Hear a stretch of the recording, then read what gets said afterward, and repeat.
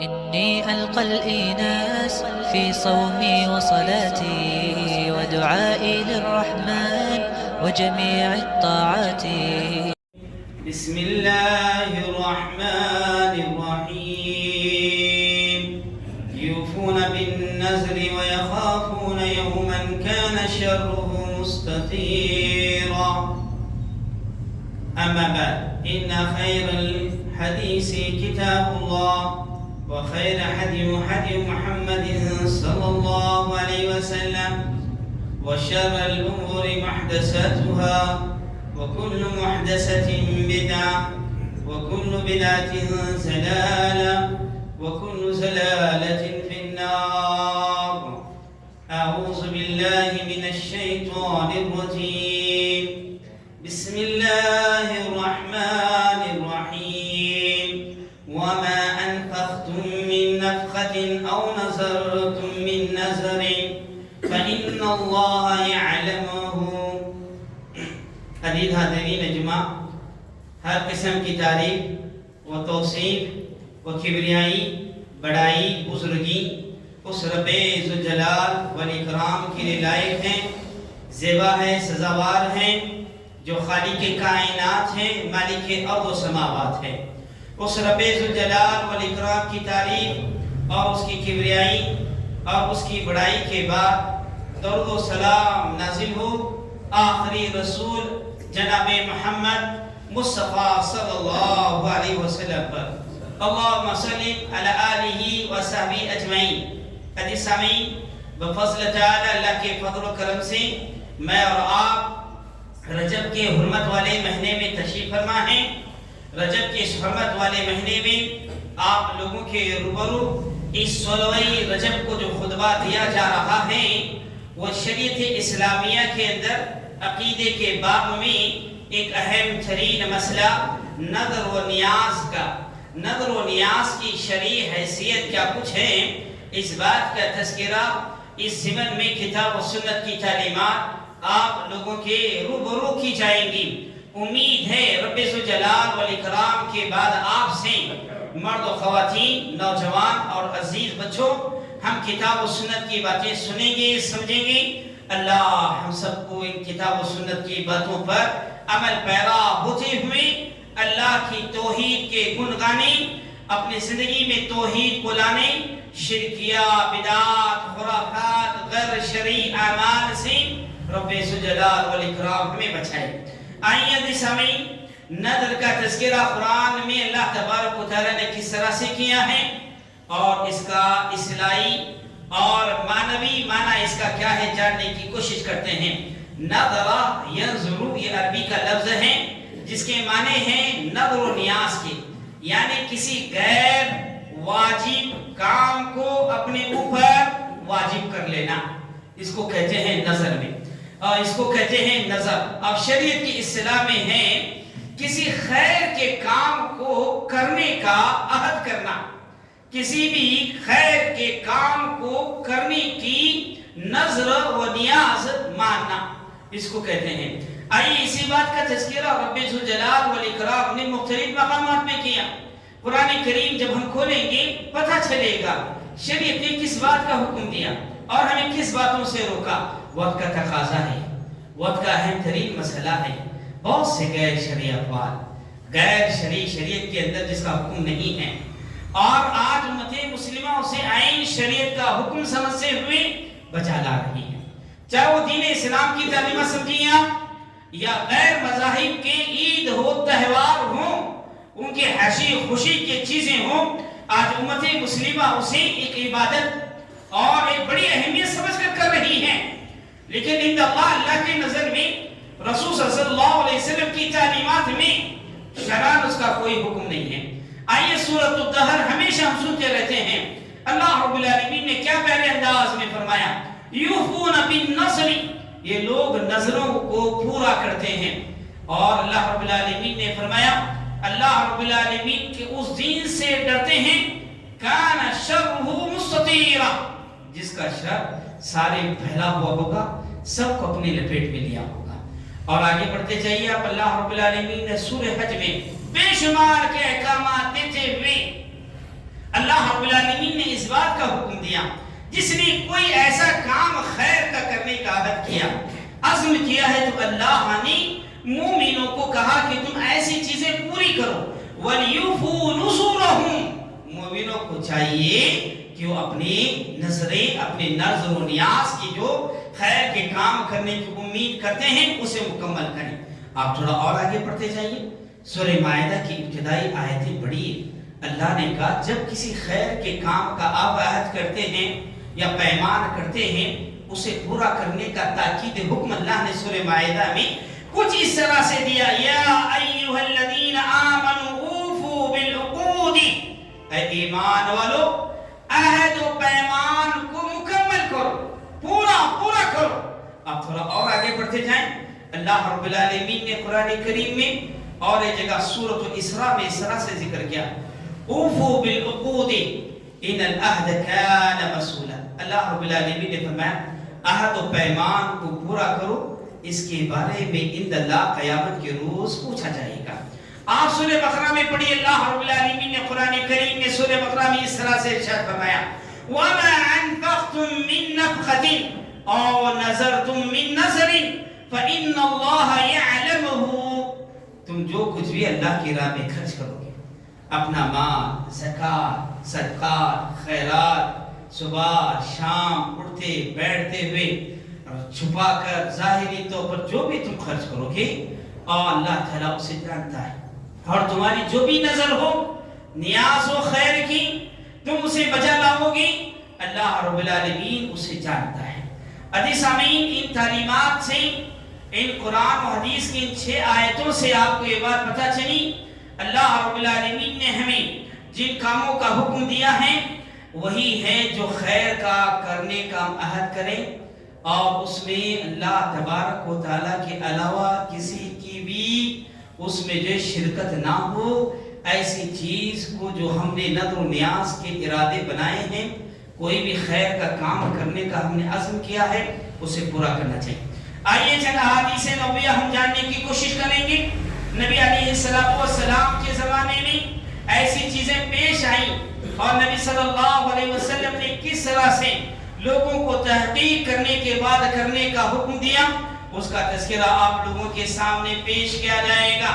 ایک نہیں، دو نہیں، کئی احادیث ہیں۔ پہلی بات ان احادیث سے سمجھیے آپ خیر کا کام کرنا چاہ رہے ہیں، اس کے بارے میں علم حاصل کریں، اور خیر کے کام کرنے کے بعد علم حاصل کیا آپ نے، آپ کو جو بات بتائی جا رہی ہے وہ صاحب بھی اس بات کا پورا علم رکھنے والے ہوں، وہاں پر وہ چیز کی جاتی ہے یا نہیں ہے، وہاں پر شرکیہ اعمال ہوتے یا نہیں ہوتے۔ آئیے سب سے پہلی حدیث اس طرح سے مروی ہے، کہتے ہیں صحابی رسول نبی کریم صلی اللہ علیہ وسلم کے صحابی رسول سیدنا کردم بن سفیان رضی اللہ سے مروی ہے، انہوں نے نبی کریم صلی اللہ علیہ وسلم سے ایسی نظر کے متعلق پوچھا جو زمانے جاہلیت میں انہوں نے مانی تھی۔ نبی کریم صلی اللہ علیہ وسلم نے انہیں فرمایا، الوسن و النسب، کیا یہ نظر کی جو تم پوری کرنے کی جو امید تھانی ہے، یا کیا کوئی بت، کوئی مورتی نصب شدہ ہے، یا کوئی پتھر کے لیے آپ نے نظر مانی ہے؟ صحابی رسول نے کہا نہیں، میں نے صرف اللہ تبارک و تعالیٰ کے لیے نظر مانی ہے۔ تب تو اللہ کے رسول صلی اللہ علیہ وسلم نے ان الفاظ کے ساتھ جو اللہ تبارک و تعالیٰ کے لیے خالصۃ لوجہ اللہ انہوں نے نظر مانی، اس طرح سے کرنے کا حکم دیا، اوفی للہ تبارک و تعالی، اللہ تبارک و تعالیٰ کے لیے تو نظر مانی ہے، فجعلت لہ، تم اس کو پورا کرو۔ آئیے دوسری حدیث پڑھیے آپ، بارہ ہم سنتے رہتے ہیں، اور احادیث میں تحقیق کا جذبہ دیکھیے، دین کی باتیں ہم اندھی تقلید میں عمل کرتے جا رہے ہیں، اس کا ہم نے، شریعت نے ہمیں اس بات کا مکلف نہیں بنایا۔ شریعت کی کوئی بھی بات واضح مبین ہے، آپ اسے جاننا، عمل کرنا، یہ ہمارا اولین فریضہ ہے۔ آئیے دوسری حدیث سیدنا ثابت بن ضحاک رضی اللہ عنہ سے مروی ہے، وہ بیان کرتے ہیں نبی کریم صلی اللہ علیہ وسلم کے دور میں ایک شخص نے نظر مانی کہ بوانا نامی مقام پر ایک اونٹ ذبح کرے گا۔ وہ نبی کریم صلی اللہ علیہ وسلم کے پاس آئے، ادھر نظر مانی اس نے کہ میں مقام بوانا پر ایک اونٹ ذبح کروں گا، کیا نہیں کوئی کام کرنے کا ارادہ کر آئے نبی صلی اللہ علیہ وسلم کے پاس پوچھنے کے لیے۔ آپ صلی اللہ علیہ وسلم کے پاس آئے اور پوچھا میں نے بوانا نامی مقام پر اونٹ ذبح کرنے کی نظر مانی ہے۔ آپ صلی اللہ علیہ وسلم نے صحابی رسول کے سوال پر پوچھا هل كان فيها وثن من اوثان الجاہلیت یعبد، کیا وہاں جاہلیت کا کوئی بت تھا جس کی عبادت ہوتی رہی ہو؟ صحابی رسول نے کہا نہیں اللہ کے رسول۔ پھر صاحب صلی اللہ علیہ وسلم نے دوسرا سوال پوچھا، دیکھیے آپ صلی اللہ علیہ وسلم نے کہا هل كان فيها عید من اعیادهم، کیا وہاں پر ان جگہوں پر ان کے نام کا کوئی میلہ، کوئی عرس، کوئی سالانہ سندر، کوئی سالانہ کوئی چیز وہاں پر پائی جاتی ہے؟ صحابی رسول نے فرمایا اللہ کے رسول صلی اللہ علیہ وسلم یہ عرس، یہ میلے کا کوئی تصور وہاں پر نہیں ہے۔ تب نبی صلی اللہ علیہ وسلم نے انہیں اپنی نظر، اپنی نیاز کو پورا کرنے کا اس طرح سے حکم دیا۔ آپ نے فرمایا اوفی بنظرک فإنه وفاء لنظر في معصیت اللہ ولا فيما لا يملك ابن آدم، اپنی نظر پورا کرو، تحقیق ایسی نظر پوری نہیں کی جائے گی، ایسی نظر پوری نہیں کی جائے گی جس میں اللہ کی نافرمانی ہو، اور نہ وہ نظر پوری کی جائے گی جس کا اختیار انسان کو نہیں ہے۔ تین الفاظ ہیں، آپ غور کیجیے، جو ایک تو انسان کو اللہ کے رسول صلی اللہ علیہ وسلم نے صحابی رسول کو ایک سیخی کے بعد نظر پورا کرنے کا حکم دیا، اور دوسری بات حدیث سامعین یہ نافرمانی اللہ کی نافرمانی پر نہ ہونی چاہیے۔ اللہ تبارک و تعالیٰ کی نافرمانی، اللہ تبارک و تعالیٰ کا منع کردہ حکم، اللہ تبارک و تعالیٰ کے ساتھ کسی کو شریک کرنے کا معاملہ ہو، ایسی نظر کا کوئی مقام شریعت اسلامیہ میں نہیں ہے۔ تیسری بات غور کیجیے، ہماری کیپیسٹی، ہماری طاقت، ہماری قوت، ہمارے ایمان، ہمارے مال و دولت سے جو کام ہم کر سکتے ہیں، شریعت اسلامیہ نے اسی کا مکلف بنایا۔ جس کی طاقت و سکت ہمارے اندر نہیں ہے، شریعت نے اس بات کا مکلف نہیں بنایا۔ سبحان اللہ، میں اور آپ ایسے دین پر قربان ہو جائیں۔ آئیے تیسری حدیث سماعت فرمائیے۔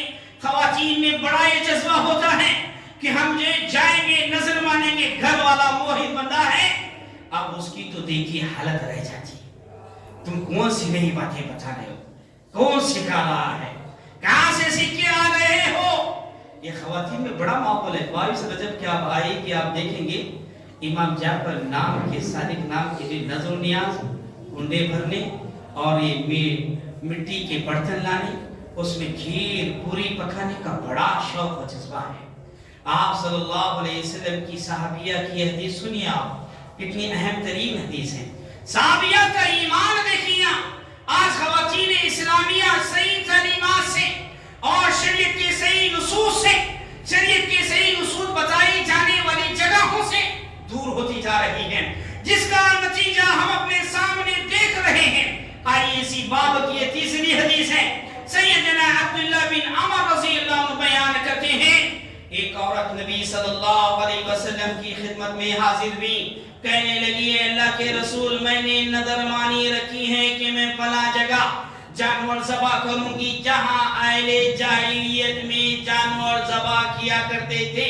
یہ سوال تھا اس خاتون کا۔ آپ صلی اللہ علیہ وسلم نے اس سے پوچھا کیا الصخر، کیا وہاں کوئی مورتی ہے، کیا وہاں کوئی ایسی چیز ہے جو ذبح کرنے تم جا رہی ہو غیر اللہ کی؟ اس نے کہا نہیں ہے اللہ کے رسول۔ پھر آپ صلی اللہ علیہ وسلم نے پوچھا وہاں پر الوثن، کیا وہاں پر کوئی بت گاڑا گیا ہے؟ ہمیں نے ساری چیزیں بنا بنا کر لگا کر شور ہلا اور ساری عبادت کی چیزیں رائج کر لی ہیں۔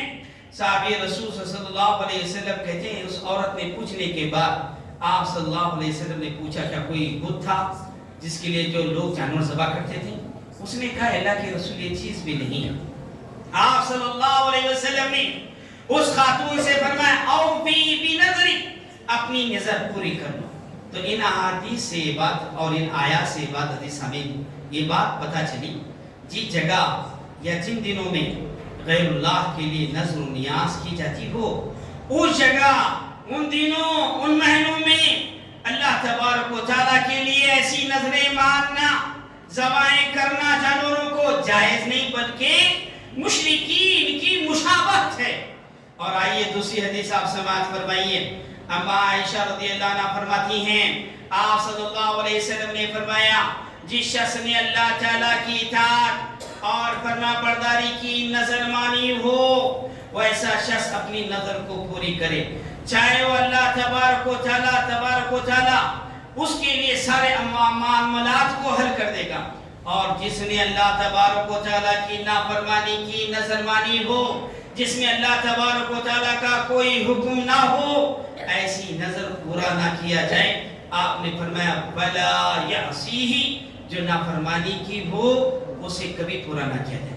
آئیے ان نصوص شریعہ کے عزیز سامعین جو باتیں ہمیں سمجھ میں آئیں وہ باتیں ہیں غیر اللہ رب کے نام پر یہ جانور اور غیر اللہ تبارک و تعالیٰ کے لیے جو یہ آسانے کھانا کھائیں لوگ بنائے رکھے ہیں شرعاً اس کا کوئی حکم شریعت اسلامیہ میں نہیں ہے.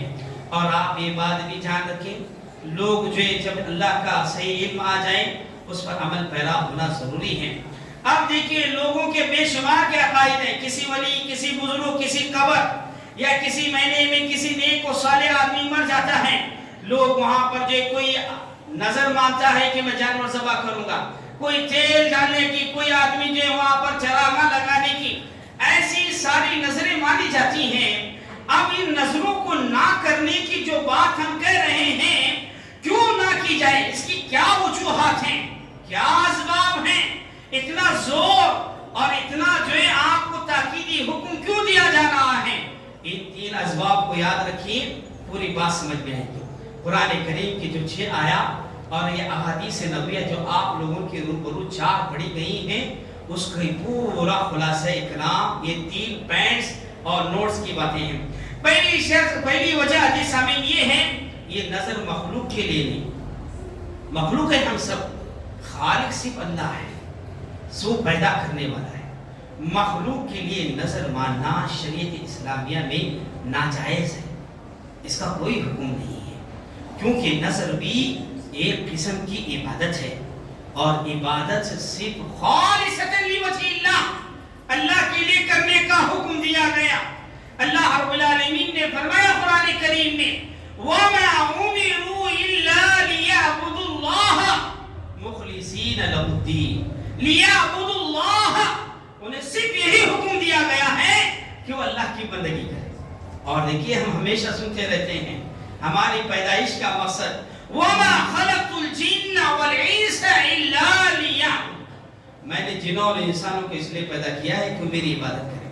یہ عبادت صرف اور صرف کسی بھی قسم کی ہو توحید نماز روزہ زکوٰۃ حج ہمارا اللہ رب العالمین کے لیے دینا اور یہ اللہ تبارک و تعالیٰ کی کتاب پڑھنا ذکر کرنا یہ سب خالصۃ لوجہ اللہ عبادت سب صرف اللہ کے لیے. پہلی وجہ یہ پتہ چلی مخلوق کے لیے عبادت کی ایسی نظر و نیاز کرنا شریعت میں اس کا کوئی حکم نہیں.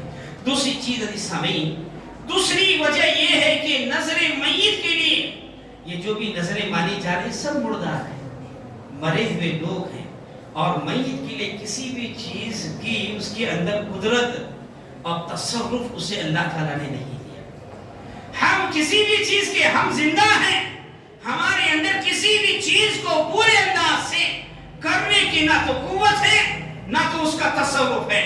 آپ ذرا سوچئے جو مر گئے ہیں مدفون ہیں انہیں کس بات کا اختیار ہو سکتا ہے وہ کیا ہماری جو تصرف میں کام آئیں گی ہماری کیا وہ نظر ہم ان کے نام پہ کرنے سے ہمارے کام کیا بنے گے. یہ تو صرف ظن ہے گمان ہے یہ تو صرف شیطان کی پیروی ہے اور کچھ بھی نہیں ہے. تصرف صرف اللہ کے لیے ہے.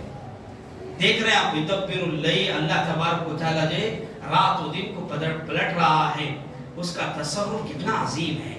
دوسری وجہ یہ ہے جو مر گئے ہیں نہ تو انہیں تصرف نہ تو انہیں قدرت کا کوئی اختیار ہے. آئیے تیسری وجہ جو نہ کرنے کی جو بیان کی جا رہی ہے ان قرآن اور سنت کی دلائل سے عزیز سامعین وہ ہے نظر ماننے والے نے یہ خیال کیا کہ میت کو تمام معاملات میں تصرف حاصل ہے یہ عقیدہ رکھنا کفریہ ہے. ایک مومن کا عقیدہ نہیں ہوتا. مومن جو صرف اللہ تبارک و تعالیٰ کی ذات پر عقیدہ رکھتا ہے اللہ تبارک و تعالیٰ کے علاوہ کسی بھی چیز پر، کسی بھی شخص پر اس کا عقیدہ نہیں ہوتا۔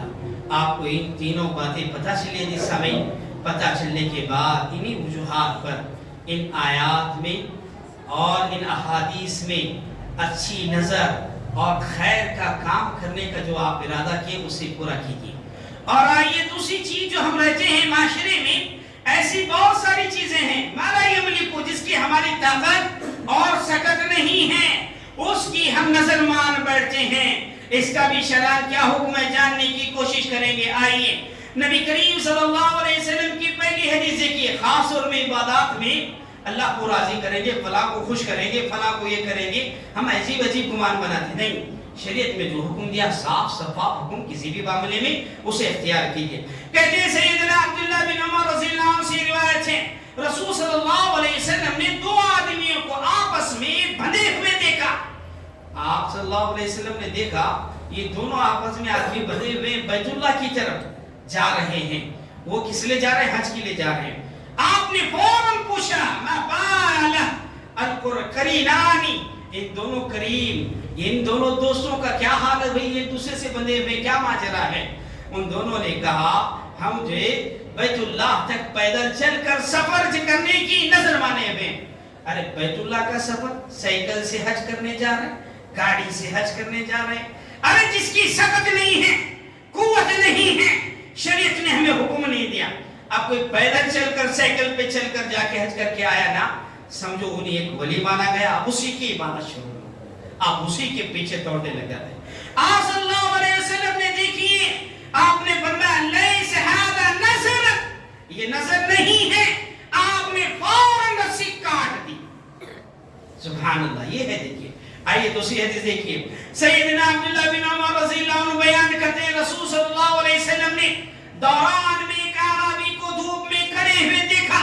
اس سے پوچھا ما شانک، تیری کیا حالت ہے، یہ دھوپ میں کیوں ٹھہرے ہو، دھوپ میں ٹھہرنے کا کیا ماجرا ہے؟ اس نے جواب دیا، اللہ کے رسول صلی اللہ علیہ وسلم، میں نے یہ نظر مانی ہے کہ میں بدستور دھوپ میں کھڑا رہوں گا جب تک کہ آپ خطبے سے فارغ نہ ہو جائیں۔ آپ صلی اللہ علیہ وسلم نے فرمایا لیس ھذا النظر انما النظر مبتغی به وجہ اللہ عز وجل، میرے خطبہ دینے تک ٹھہرنے کی تمہیں کیا وجہ ہے، کیوں ضرورت نہیں ہے۔ یہ نظر شرعی نہیں ہے، صرف وہی نظر پوری ہوتی ہے جو اللہ تبارک و تعالیٰ کی رضا اور اس کی خوشنودی کے لیے۔ دیکھا آپ نے، آپ صلی اللہ علیہ وسلم نے دو آدمیوں کو پیدل جا رہے تھے باندھ کر، اس سے روکا۔ لوگ آج بھی دیکھیے غیر مذاہب کے میلے وغیرہ رہتے ہیں، وہ لوگ کرتے ہیں نا، شیطان ہمارے دلوں میں بھی بات بتا دیتا ہے ہم بھی ایسا کریں گے۔ ارے کوئی بھی کچھ پہن لیا ہم بھی پہننے کے لیے شوقین، ارے کوئی کچھ کھا لیا ہم بھی کھانے کے شوقین۔ آپ یہ دیکھیے گا شریعت اسلامیہ نے آپ کو کس بات کا حکم دیا۔ اور تھوڑا آپ آگے بڑھتے چاہیے جس سامعین، ان کتاب النصوص کی باتوں کو غور سے سنیے گا، اور شریعت نے ہمیں کس کا مکلف بنایا ہے، اس میں اللہ مجھے اور آپ کو کھرے پکے اترنے کی توفیق عطا فرمائے۔ آئیے سیدنا ابن عباس رضی اللہ عنہ بیان کرتے ہیں، ایک دفعہ نبی کریم صلی اللہ علیہ وسلم خطبہ دے رہے تھے، آپ نے ایک آدمی کو کھڑے دیکھا۔ آپ نے لوگوں سے پوچھا اس کے متعلق اتنا ازدحام، اتنی بھیڑ بھاڑ کیوں لگی ہے؟ لوگوں نے کہا یہ ابو اسرائیل ہے، اس کو ابو اسرائیل کہتے ہیں، اس نے نظر مانی ہے کہ وہ روزے کی حالت میں کھڑا رہے گا، بیٹھے گا نہیں، نہ سایہ لے گا، نہ کسی سے گفتگو کرے گا۔ اس کے الفاظ دیکھیے، روزے کی حالت میں کھڑا ہے، نمبر 2 سایہ بھی نہیں لے گا، نمبر 3 کسی سے بات بھی نہیں کرے گا۔ آپ صلی اللہ علیہ وسلم کا فوراً حکم دیجیے، آپ نے فرمایا مرہو، اسے حکم دو پہلے میرا، فَلْيَتَكَلَّمْ، پہلے وہ بات کرے۔ کسی سے میں بات نہیں کروں گا، یہ شریعت کا حکم نہیں ہے۔ آپ جو بات کرنے کی میں اس سے بات نہیں کروں گا، اس سے نہیں بات کروں گا، نہیں، بات کرنے کے اللہ نے آپ کو قوت دی ہے تو اچھی باتوں سے، اچھے الفاظ سے بات کیجیے۔ آپ نے کہا پہلی اس کی نظر بات نہ کروں گا، توڑنے کا حکم دو۔ دوسری بات آپ نے فرمایا وَلْيَسْتَزِلْ، وہ سائے میں آ جائے فوراً، ورنہ دھوپ لگ کر بے حال ہو جائے گا۔ تیسری بات آپ نے کہا کھڑے ہونے کی جو نظر مانی ہے وَلْيَقْعُدْ، اسے بٹھا دو، بیٹھنے کا حکم دو۔ اور آپ نے فرمایا وَلْيَتِمَّ صَوْمَهُ، وہ آپ اپنا روزہ پورا کریں۔ کتنی بڑی تعلیمات ہیں۔ آج ہمارا حال دیکھ لیں آپ، اللہ کے گھروں کی طرف آئیے، پنجگانہ نماز پڑھی نہیں، سال میں ایک مرتبہ میں نے 22 رجب کو امام جعفر صادق کے نام کی نظر و نیاز مانی، پورا میرا بیڑا پار ہو جائے گا، میں جو ہے اتنا مالدار ہو جاؤں گا، مجھے ایسی ایسی چیزیں آ جائیں گی۔ یہ قصہ کہانیاں، اس کا مدینہ میں نہ تو کوئی محل تھا، نہ کوئی وزیر، نہ کوئی بادشاہ، خلافت ہے وہاں پر، خلافت کی کیا اصول و ضوابط ہے یہ ایک الگ مسئلہ ہے۔ اور آپ آگے چلیے حدیث سامعین، نبی کریم صلی اللہ علیہ وسلم کی حدیث دیکھیے، اللہ تعالیٰ نے ہمیں چلنے کی اور جو دوڑ دھوپ کرنے کی طاقت دی ہے، اللہ تبارک و تعالیٰ کی بندگی کرنا چاہیے، کمزور پڑنے پر کچھ بھی نہیں۔ لوگ جب کسی بھی معاملے میں جو ہاتھ دھو بڑھتے ہیں تو ایسی چیزیں کرنے لگتے ہیں۔ کہتے ہیں سیدنا انس رضی اللہ عنہ سے روایت ہے، نبی کریم صلی اللہ علیہ وسلم نے ایک بوڑھے شخص کو دیکھا جو اپنے دونوں بیٹوں کو سہارا لے کر چل رہا تھا۔ آپ صلی اللہ علیہ وسلم نے پوچھا ما بال ھذا، اس کو کیا ہو گیا ہے، دونوں بیٹوں کو ہاتھ سہارا لے کر چل رہا ہے۔ آپ لوگوں نے عرض کیا اس نے پیدل چلنے کی نظر مانی ہے۔ آپ صلی اللہ علیہ وسلم نے فرمایا ان اللہ عن التعذیب بهذا النفس لغنی، سبحان اللہ۔ آپ نے فرمایا یہ شخص اپنی جان کو تکلیف میں ڈال رہا ہے، اللہ تعالیٰ یقیناً اس طرح سے تمہیں کرنے سے بے نیاز ہے، اللہ کا اس سے کوئی تعلق نہیں ہے۔ یہ فی ما لا یملک، جس کی ہمیں طاقت نہیں ہے نا، وہ ایسی نظریں مانتے اس باب میں ہیں۔ اس لیے حدیث سامعین، پہلی بات تو یہ نصوص شریعہ سے یہ بات سمجھ میں آئی ہمیں کہ یہ کہ حرام کاموں کی چیزیں اور غیر اللہ کی نظر نہیں ماننی چاہیے، اور ایسی نظر اللہ اور اس کے رسول کی اطاعت کے زمرے میں ہو تو بندہ ایسی نظریں پورا کرے۔ اور دوسری بات دیکھیے، بیہودہ لایانی کاموں کی ہم نے نظر مانی ہے، فوراً توڑے اس نظر کا کفارہ ادا کرے۔ نظر کا کفارہ کیا ہے؟ قسم کا کفارہ، غلام کو آزاد کرے، ایک مسکین کو جو کھانا کھلائے، اور جو اسی طرح سے روزے رکھا کرے۔ آئیے حدیث سامعین، اب اس کے بعد آئیے ایسی بے شمار کے احادیث نبویہ ہیں جو آپ لوگوں کے روبرو ذکر کی جانی چاہیے تھی، اس لیے وقت کا تقاضا رکھتے ہوئے چند باتیں آپ لوگوں کی گوش گزار کر اپنی بات کو ختم کروں گا۔ اس سے کیا ہے، نظر جو مانی جاتی ہے اس کی کیا حکمت ہے، اس کو کرنے کا کیا سبب ہے؟ اللہ کے رسول صلی اللہ علیہ وسلم نے فرمایا، صحیح بخاری شریف کی روایت ہے، سیدنا ابن عمر رضی اللہ عنہ بیان کرتے ہیں، رسول صلی اللہ علیہ وسلم نے فرمایا ان النظر، بے شک یہ نظر کسی چیز کو آگے پیچھے نہیں کر سکتی، اس کے ذریعے تو صرف بخیل سے مال نکالا جاتا ہے۔ اس میں جو عہد کیا ہے اللہ تعالیٰ اس سے وہ کام لینا چاہتا ہے، اللہ چاہا، اس کی منشا، اس کی مرضی رہی، وہ چیز پورا ہو کر رہے گی۔ اور یاد رکھیے نبی کریم صلی اللہ علیہ وسلم نے لوگوں کو ایسی غیر شرعی چیزوں کے کرنے سے روک دیا۔ اب آئیے حدیث سامعین، دیکھیے آج لوگوں کا ماحول دیکھیے آپ، گزشتہ مہینے دیکھ رہے تھے لوگ ٹرینوں کا، سفروں کا، لوگوں کو نہ جانے والے محیط بندوں کو بھی زبردستی سفر کرنے پر لے جاتے ہیں۔ لوگ جاتے ہیں فلاں جگہ پر جا کے آئیں گے، جنت کے دروازے کے نیچے سے جائیں گے، جنت واجب ہو جائے گی، کہتے ہیں۔ یاد رکھیے لِوَجْهِ اللَّهِ، اللہ کے لیے آپ نے کسی کی کوئی نظر پوری کی ہے، اور جس کا شریعت نے آپ کو حکم دیا ہے، آپ کو اجر ملے گا، ثواب ملے گا۔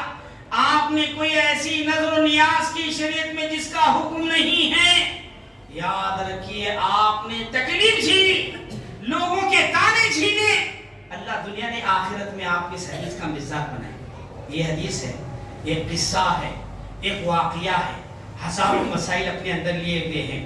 اس حدیث کو سماعت فرمائیے۔ آپ دیکھیے لوگ نذرانے دینے اور نیاز وصول کرنے کا بڑا رواج ہے، نہ دیا جائے لوگ جینا حرام کر دیتے ہیں ایسے لوگوں کا۔ ان لوگوں کو بھی حدیث سنائیے تاکہ اللہ ان کو بھی ہدایت دے، وہ لوگ بھی جو ہے اس حدیث کے مزاق بن جائیں۔ طارق بن شہاب رضی اللہ عنہ سے روایت مروی ہے، کہتے ہیں ان رسول اللہ صلی اللہ علیہ وسلم قال دخل الجنة رجل فی ذباب ودخل النار رجل فی ذباب۔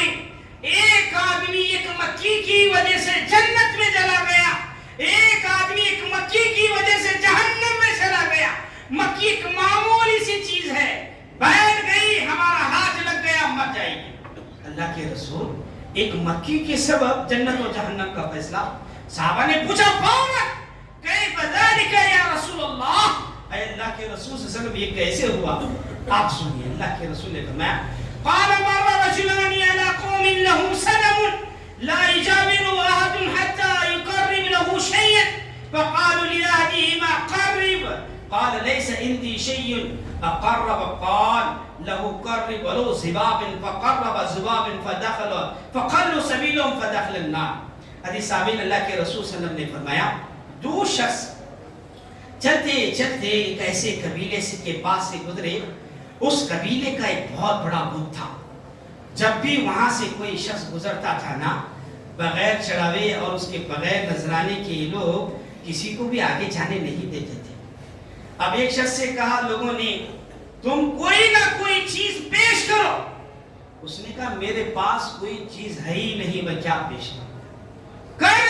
پیش کر نذرانہ چڑھا. اس نے کیا کیا مکی پکڑی دے دیا مجاور کو یہ لے لو یہی چیز ہے. اس نے وہ مکی ہی بت کو چڑھا دیا. اللہ اکبر. اللہ ان لوگوں نے تو دنیا کے اندر راستہ ہموار کر دیا. چلے جا ہماری بات چل گئی نا ہمارا اس نے کام کر دیا نا.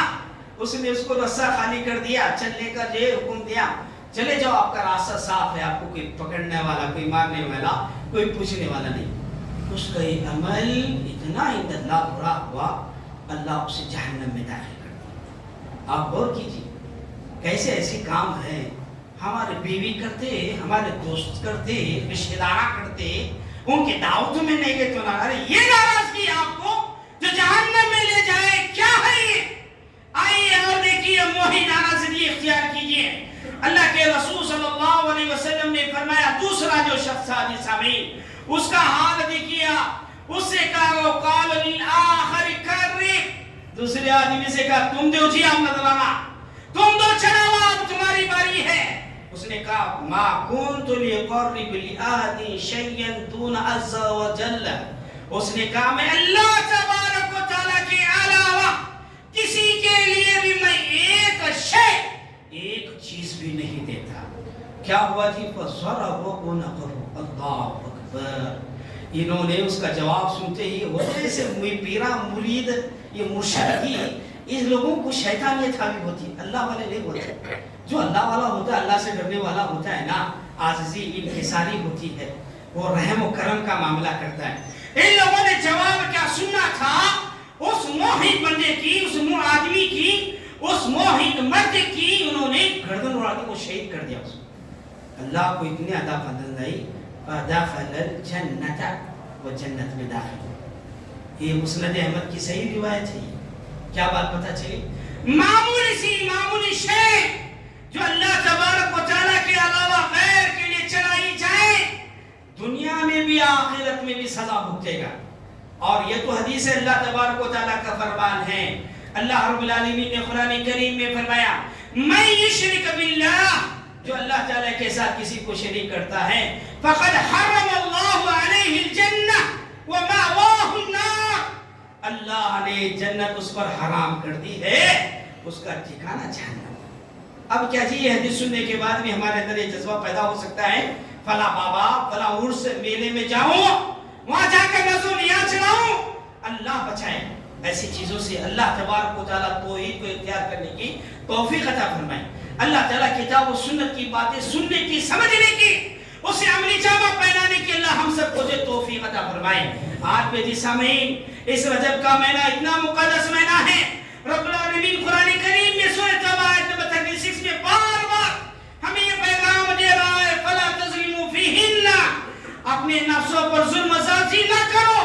لیکن شرک بدعات شیطانیت کا اتنا حملہ ہے ہم پر حاوی ہے کہ 22 رجب کو جو ہے امام جعفر کے نام کے صادق کی جھوٹے قصے کہانیاں جو ہمارے اندر قرآن کی باتیں تو نہیں ہیں قرآن کو سمجھنے کا تو ہمیں موقع نہیں ہے ایسی انسنی باتوں پر ہم نے ایمان بنایا عقیدہ بنا کر جو اس پہ عمل کرتے اس کی کوئی حقیقت نہیں. یہ تصویر یہ ہے. دوسری تصویر ہے صحابی رسول جلیل القدر صحابی نبی صلی اللہ علیہ وسلم کی معاویہ رضی اللہ عنہ کی وفات ہوئی. یہ اہل تشوع شیعہ حضرات ایسی چیزوں کو رائج کرنے ان کی تذلیل ان کی توہین کرنے کے لیے ایسی چیزوں کو ہمارے معاشرے میں عام کیے ہوئے ہیں.